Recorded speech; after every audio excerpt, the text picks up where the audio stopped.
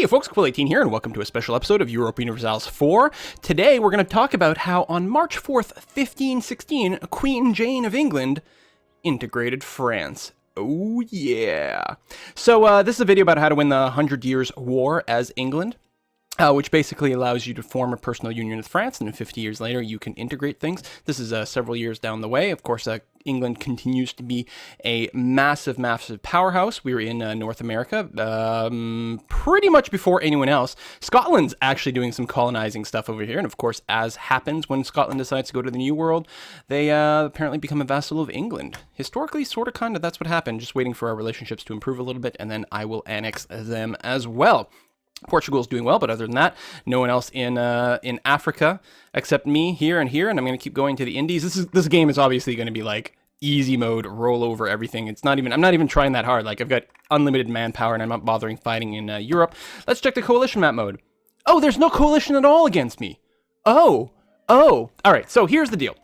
Right. Let's go and go back to the main menu and set the game up to the start of the 100 Years' War.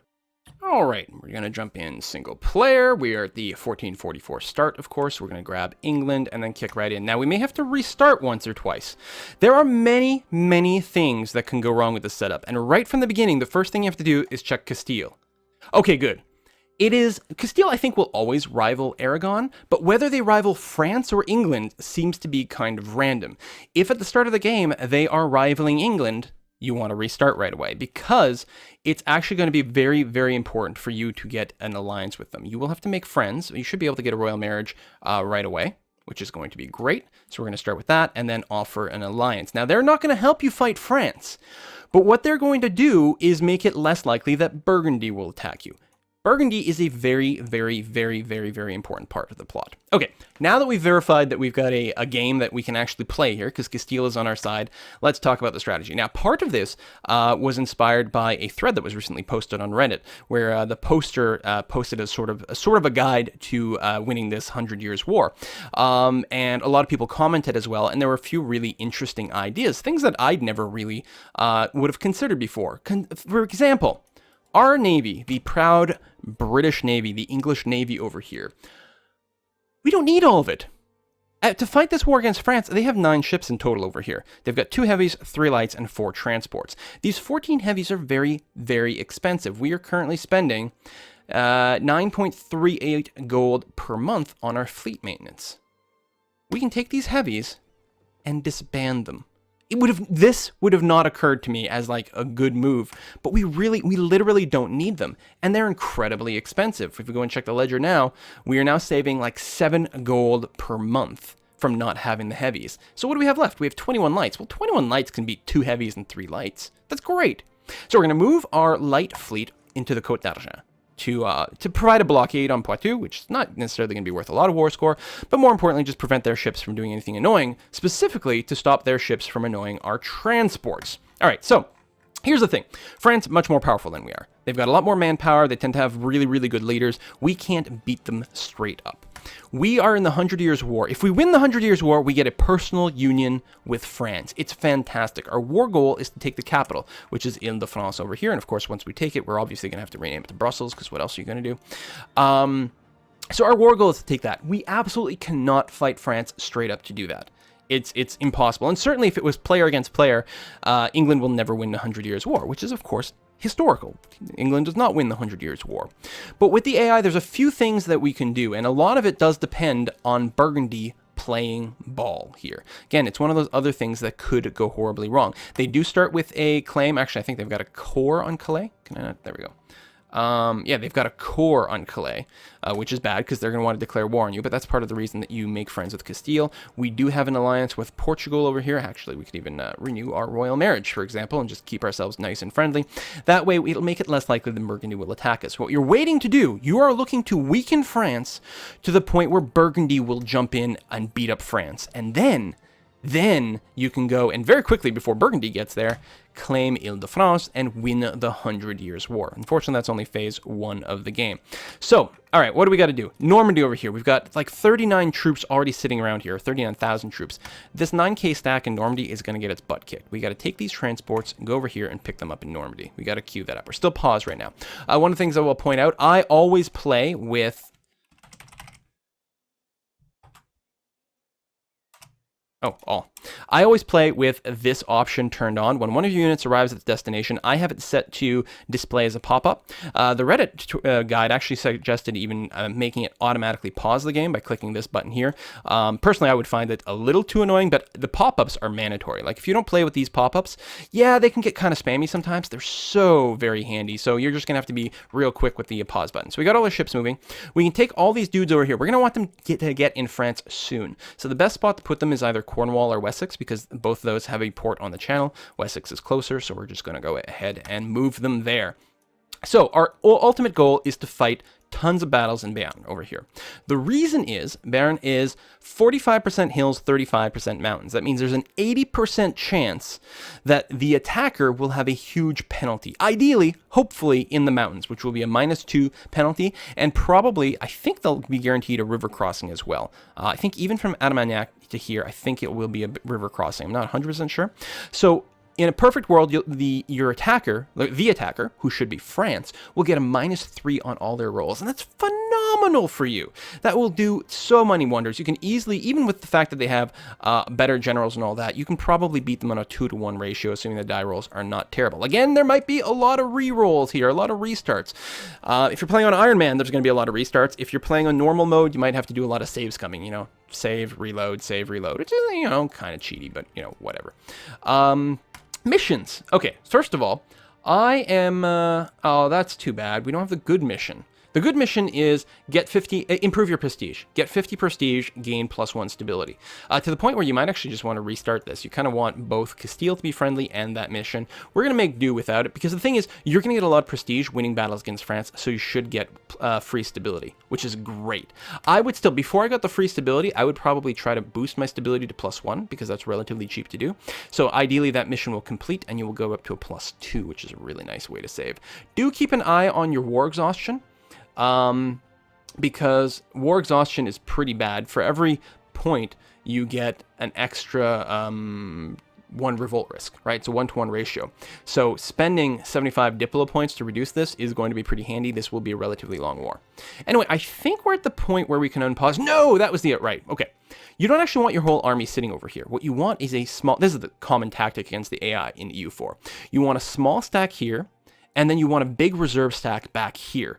You want France, you want to bait them into attacking you while you don't have huge numbers, and then you want to reinforce with everything you've got and just crush them outright. So the last thing we need with our relationship boost over here is we need to get access to, we need military access to Navarra. In fact, I tend to like, it does put me slightly over my limit. No, that's not true, because we've got Portugal is 1, Castile is 2, Navarra is 3. So I often, with my 4th relationship slot, I often like to also get it in Aragon, just because I find I put so many troops in Navarra, I get attrition. So I like to open up Aragon as well. Navarra is not as mountainous as Béarn, but it's still somewhat mountainy. And France is unlikely to get access over here. So, your troops are probably safe here, and of course you probably will have a bigger stack. I put somewhere between 5 and 10 here, and then you have your like 15 to 20 over here. I think it's got a force limit of like 16 at the start of the game, so 16 here and then like 16 in Girona or something like that. Anyway, yeah, let me unpause the slowest speed. We should be okay. We didn't take a mission. I don't care about occupying Paris. You know what I'm gonna do? I'm gonna take some random mission. I'll immediately cancel it. In 1 year, it'll give me a new set of missions. Maybe we'll get the improve the prestige one then. Oh, here's the problem. We have 33 prestige. That's why we didn't get the mission. How come we have so much prestige? I'm used to seeing us start at like 8. That's why we didn't get the mission. Because I didn't lose any battles. Okay, Navarra, royal marriage with Castile. Great. These guys here. Okay, so we have 3 generals, and they're all pretty samey. They all have a total of 6 pips between fire and shock, the combat ones, and they all have 3 maneuver. Maneuver is very important. You want a high maneuver person because high maneuver improves the chances that you're going to fight in terrain that is beneficial to you. And specifically, that means if we have a high maneuver person in Baron, then it means we will most likely be fighting in the mountains, which is great. So they all have the same there, and they're all same-ish for the combat. At the start of the game, shock tends to be a little bit better, so we're going to use Richard Plantagenet here, and our goal is to move into Baron. We're going to avoid this combat here because we don't want to fight on even footing at all. Plus, France can reinforce pretty heavily. Okay, we're going to go ahead, still unpause.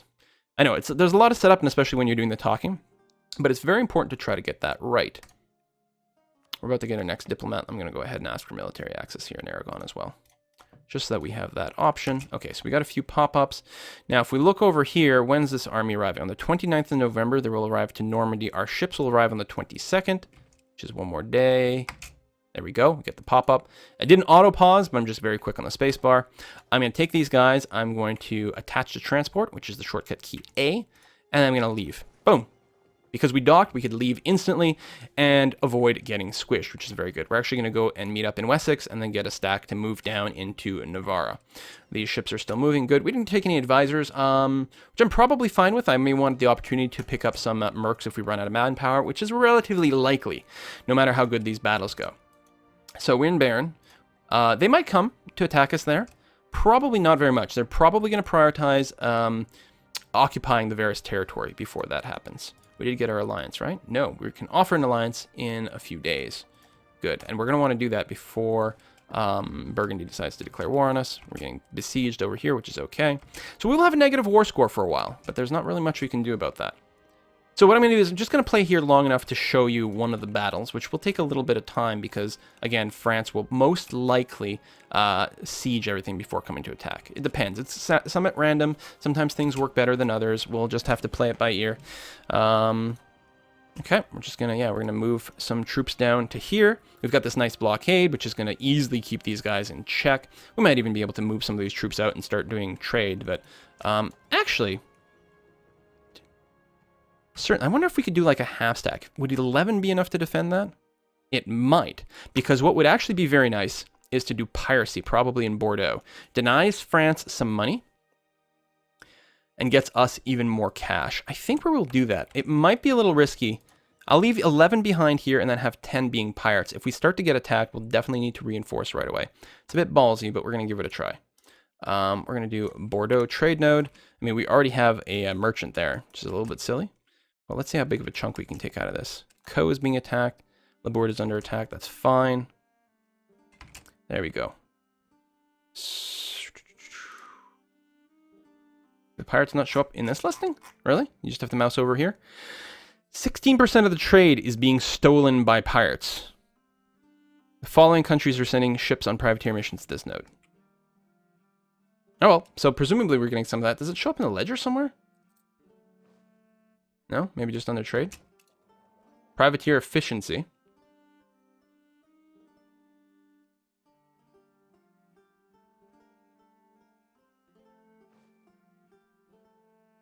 I don't know where we find out our actual privateer income.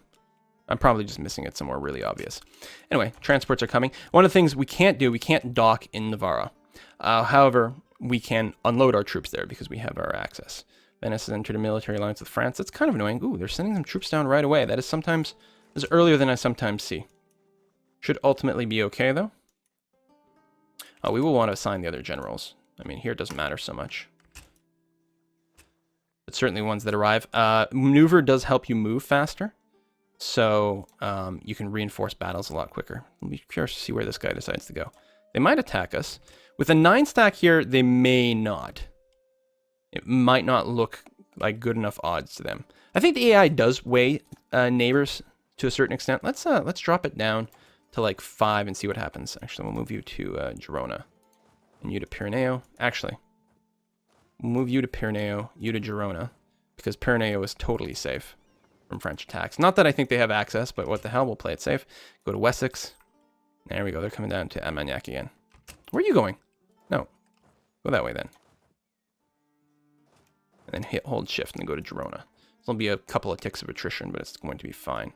Aha! They are attacking. So we've paused here. So they will arrive here on the 12th. Yeah, they are planning to arrive after we get to Pyreneo, which is not a surprise. Now, the AI only evaluates, it takes 2 days to respond to something. So if I were to take these guys right now and go and move them into Béarn to reinforce, France would, after a tick, just stop moving and no longer attack. But if we wait until the 11th of January, then I will be able to start my troops moving into Béarn then. And France will not turn around, despite the fact that we started moving a day before they were scheduled to arrive. And that's definitely a trick you want to exploit whenever you can. Certainly our 5 stack will have to defend itself for a while. Hopefully it'll be okay. We should actually give this guy a leader right away, so he moves a little bit faster. And we're going to take this engagement. I'm going to be fine. He's probably going to throw in the extra 5 there, maybe even these 4, although they might just keep sieging. We should be all right. So I'm just going to wait until the 11th. I mean, I might have been able to even detach to these guys and send them back this way a little bit sooner. But for now, I'm not going to stress because I want the engagement. Have we arrived in Wessex? No pop-up there yet. Okay, there's the 11th. We're running at the minimum speed. So we're going to go ahead there and go ahead in there. In fact, let me remove this general here, Richard Neville, and instead throw it here just to try to get this guy to arrive as quickly as possible. Be nice if we had all our troops here, but of course most of the French troops are in the north, so this is going to be a fine engagement. Okay, so we haven't been engaged here. Did we get the mountains? Yes, we did. France has got a -2 terrain, -1 crossing, despite coming from Armagnac. They've got a full -3 to everything. Their leader is a 4-4, which is better than our leader. But the -3 will make a big difference. Effectively, it's like he had a 1-1 leader, right? Versus my 2-4. Not to mention the fact that I will have at least as many troops. It'll probably be balanced at first. I will certainly lose a few a little bit quicker before we get reinforced there. But we're going to be okay. Alliance offer from Castile. Don't mind if I do. In fact, I got a free diplomat. Let's go ahead and make sure to keep improving relations over here. We want to keep them real close for as long as possible. We could even send another improved relations maybe in Portugal over here, for example. All right. When are they going to arrive? On the 22nd. That is a long time to wait. But with a leader here and the mountains, we're doing okay. We got our first reinforcement tick, although so did France. Royal Navy's arrived in Wessex. Great. Let's go and grab these dudes, and we'll actually go and do a docking in Labourd, which will save us some time to get into Béarn over here. So France is losing more troops than we are, despite the fact that we have fewer men already. Now, our morale will drop faster by having fewer people, but now, or you know, we just have fewer people to sacrifice, but now we have just as many as they do, and they've got a huge penalty. I mean, in terms of technologies, we start off the same. They do have slightly better leaders, but not if they're fighting in the mountains. We're going to be able to crush them. Yeah, go ahead. I really hope these guys reach the battle before the battle ends, because if it ends first, then we'll turn around and not attack us, because we can take an extra 10 easily, and we'll just deal more damage to them. We'll have to keep a close eye on our manpower, and we will probably have to consolidate our armies a fair bit to make sure our front lines stay very, very strong. Let's go ahead, throw these guys in there. Actually, I don't have a leader to throw in there because they're all occupied now. And I can take these ships and move them off. Okay, we won that battle, which unfortunately means the rest of them will turn around. So let's take this gang over here. We're going to keep, we'll keep Richard in the mountains, and then we'll grab Henry over here. We're going to split you in half and have you join the army over there. The no leader one can go to Pyreneo, and Richard Neville can go and join them over there. Actually, we will leave a tiny few troops here in the mountains. Merge up. Yeah, the total is 6 regiments. That should be okay. The ones that are running away, we might consolidate them. No, we really don't have to yet. We're going to be fine. Good, you're there, helping the blockade. We still have our pirates going on. Excellent. Everything is awesome. And yeah, we're just going to keep trying to bait France into attacking here. Every time they do it, they're going to get slightly weakened. They're going to get more war weariness. Their enthusiasm is still high, although they do have 4.7 war exhaustion. And again, we will try to keep that reduced. I'm going to go ahead and spend the Diplo power to do that. I don't know. Our peace deal, will it cost us any diplomatic power? So here's what we want. Union of France. That's prestige. We'll get 200 prestige from completing this, which is what we want. But yeah, it costs me no Diplo power for this piece. Like that. We may want to ask them for some territory. We'll have to discuss that in a bit. But anyway, actually, we discuss it now, because that's an example of fight. So you just keep doing this. You keep doing this until France is weakened to the point where Burgundy is like, let's go pick on France. Good stuff. They don't have a CB on it yet. But they'll probably fabricate a claim or do some damn thing, get a quest to go save the people in somewhere or something like that. Just wait. It'll happen at some point. So yeah, and then at some point, our war goal is to take Ile-de-France. So once Burgundy comes in here, and they will just start tying up all the French troops. You just run in, siege Ile-de-France, and then start sieging whatever the hell else you can. Run up your war score. It does demand an 84% war score, which is pretty darn high. Although you'll get a lot from having the capital because A, it's their capital, B, it has a high tax base, and C, it is the war goal, so you'll get like a bunch of points from just owning that up. You won't actually need 84% war score to just enforce the Union. But one of the things that one of these, the Reddit thread had pointed out that over here in Show Province, Gascon, yeah, there might be some culture advantages to us taking Baron at the very least, because it is the right culture that we already have as an accepted culture, right? Accepted culture, so we may as well take more of it. If we did go to a cultural map mode over here, yeah, so Armagnac might be okay as well. Little things like that. So by taking a little bit of territory, it actually gives us more manpower and more force limit and a little bit more income, and would let us compete a little bit more on the stage. In terms of cores, here's an interesting note. If we take a look at the cores here, I thought it gave us cores everywhere with this war. Maybe I'm wrong. Actually, maybe if with that Take France mission? No, I don't think so. It might give us claims. Anyway, okay, so that's step one, is this. Then what happens once you get the personal union? Let me find a save that's a little bit later in this game here that presumably has us as a personal union. It'd be sometimes before 1505. So I think, let me check my tweet here to remind myself what date I got my personal union on. 1516 is when I got it. On the 4th, so this is when it came through. So this would be about a year before we finish it. I'm probably trying to integrate them as is.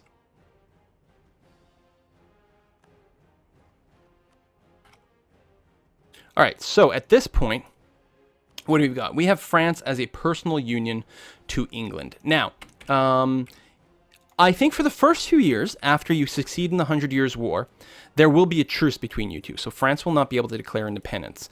However, after the truce is expired, they will still be in a really good situation in terms of manpower, and they will probably try to declare independence because they won't like you very much, and they feel like they're stronger than you are.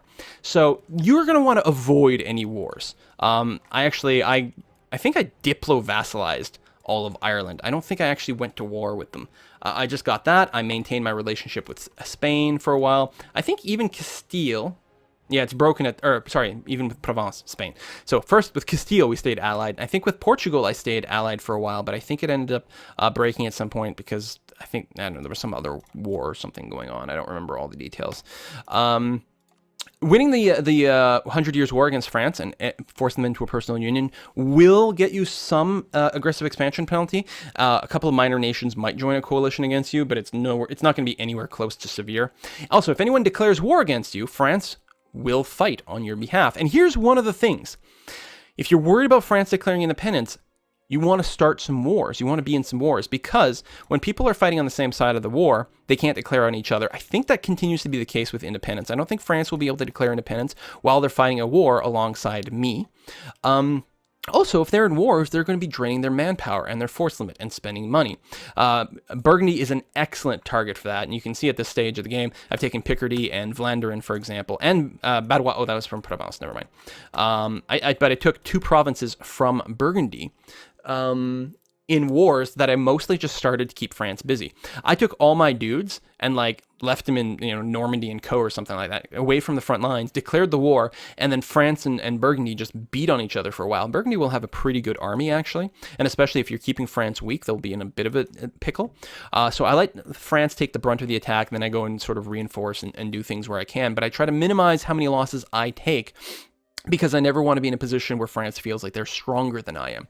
But on a bonus, if I can take a little bit of territory, awesome, right? Fantastic. You see here we're integrating. Now, I think there's something weird here. It does cost me Diplo points. but the cost, it's not like annexing a vassal. It cost me 15 points. The duration is 1 month per base tax, is what it tells me in the pop-up. But I don't think it's right, because the integration process is saying 115 of 119. 1 month per base tax. I don't know. Maybe it was. I guess it is. I suppose it is. I did put on the Diplo focus. I was making 12 points per month. I guess it is how it happens. So it's quite expensive, but obviously awesome. It's well worth taking it. You're going to want to make sure not to overspend your Diplo points. See, I ran out here, so I'm still just getting the 12 per month. But if we let it tick, it will eventually get to that point and it will succeed. Oh yeah, meanwhile, I'm like, well, if I don't want to burn too much manpower, I'm obviously not going to be fighting much in the way of wars overseas, or sorry, in Europe. So let's go and play the colonial game. Ideas, I end up taking quality ideas to start off with, because I often find myself in the early game, I end up being very far ahead in tech, because I'm not spending, there's not much I can spend my military points on, other than armories, which I think I did at this point in the game probably have them everywhere. Yeah, I have armories in every single one of my provinces. Oh yeah, Galicia turned independent at some point, must have been released in war. I'm betting when Aragon beat up Castile, it forced Castile to release Galicia. So I was like, Diplo vassal? Diplo vassal, and then annex them. But yeah, I have the armories everywhere, and I had not started to build training fields at this point, apparently. But yeah, so I just, I find myself ahead in military tech, so I usually find myself taking up like something like quality ideas. I like it because it improves land troops and naval troops. I'm not convinced this is literally the best thing to do. Especially in a conventional England game, where you're not going to be all over the continent, probably taking naval ideas relatively quickly is good, or going straight into exploration ideas. But I knew I couldn't go exploration right away, because I knew I'd be spending a lot of Diplo points on France. And I don't like to take an administrative idea early on, because that means your second and third administrative ideas are really delayed. Plus, you usually are going to want to spend admin points on coring or keeping your stability high, or this or that. See, I'm at +2 stability right now. I'm making relatively good money. Half maintenance. Yeah, just doing stuff overseas. I did spend a fair amount of points coring various things. Venice is having a civil war.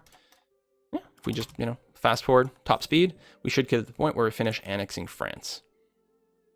And of course, the integration process does not get you any sort of penalty. You do have to hold France for 50 years.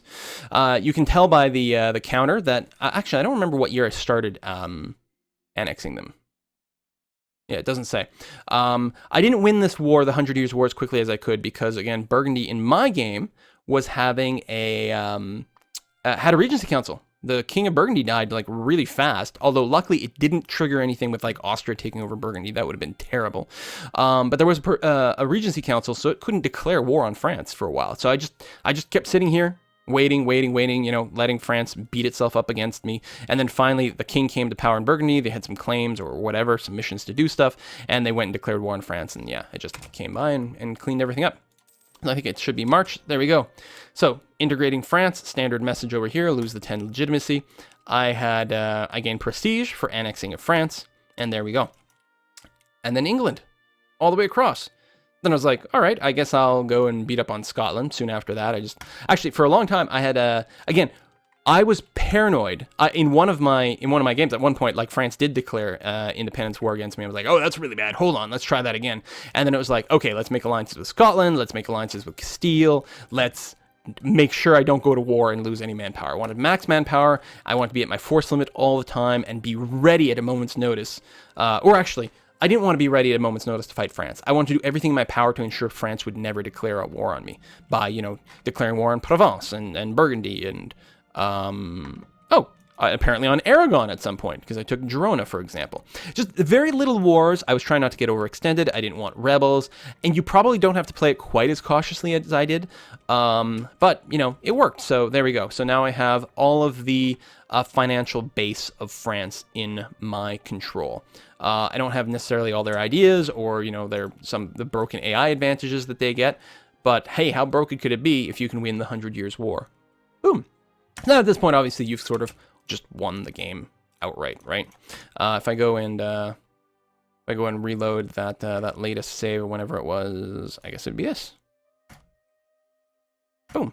You can see exactly how good it's going. Again, I'm not. I was mostly playing this game while watching Netflix on the other monitor. I was going through the backlog, the back category of Top Gear episodes on Netflix. So I'm not super try-harding. Oh, Scandinavia formed. I didn't even notice that, actually.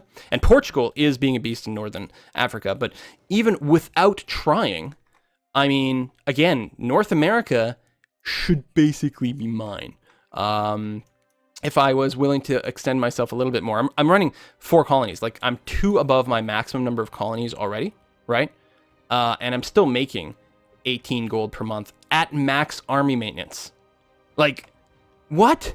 Like, I'm just rolling in the money right now. I haven't even gone and, like, optimized my trade or done anything weird with that. Mostly, actually, I'm now expanding into Africa, mostly to do the trade company so that I can get more free merchants and whatnot. So yeah, this is like, now it's without trying. Without trying, I'm doing like crazy good. I'm so happy that Scotland, for whatever reason, decided to colonize over here. To the point where maybe I shouldn't annex them right away. I mean, they're not, we're not friendly enough yet anyway. They do have some aggressive expansion against me. Probably when I vassalize them. Maybe from some other stuff too, I'm not sure. And yeah, broke royal marriage because I did have to go to war with them. I was trying to Diplo annex them, or Diplo vassalize them, but I was always 1 point away from the decision. Just didn't have the tax base. Even after taking France, I was still like just 1 away from being able to do it diplomatically. So I could have done it if they were tiny bit smaller. If they just lost 1 province, I would have been able to do it. But so then I was like, okay, break royal marriage and go. So it'll take me a while before I can annex them, but I might not want to. I might want them to just like keep doing the colonizing thing. Why do I need to rush? That means they have an extra diplomat that I don't have, actually. Who got or not diplomat, colonist, right? They have the extra colonist that I simply do not have access to. So, yeah, it's probably a good idea. And 13 colonies, you got expansion ideas, which is pretty good. I'm gonna make sure to keep giving you a diplomatic governor. Right now, I've kept this guy for 2 cycles. I started as a 4-4-5, so I just keep keeping him around despite the fact that they don't necessarily want him. But I'm like, yeah, a 6-6-6 governor is probably going to help the 13 colonies beef themselves up a little bit. So this game is going to be pretty easy, to the point where I might just stop. It was just a good way to like just relax in my off time, but there you have it. I should probably go and take some South American stuff just to be ready for a future Portuguese thing. Portugal does need to get cut down. They're a little bit on the scary side here. This is a big Portugal. And Scandinavia is actually terrifying. I wasn't even watching what was happening here, so I don't know how this Scandinavia got formed. I guess if we did go back and check one of those saves, we'd probably be able to tell, but I guess it's not going to be quite as easy a game as I, would think, but I mean, come on. Come on. There should be no reason I couldn't go and take all of Iberia now, too. I should just be able to keep slamming in that way. But yeah, anyway, that'll bring us to the end of this video. See you guys next time. Bye-bye. Hey, if you enjoyed this video, make sure to like and subscribe. Also, leave a comment. Did you know I read every single comment someone leaves on my video? That's insane. Why would I do that? I don't know, but I'll read yours.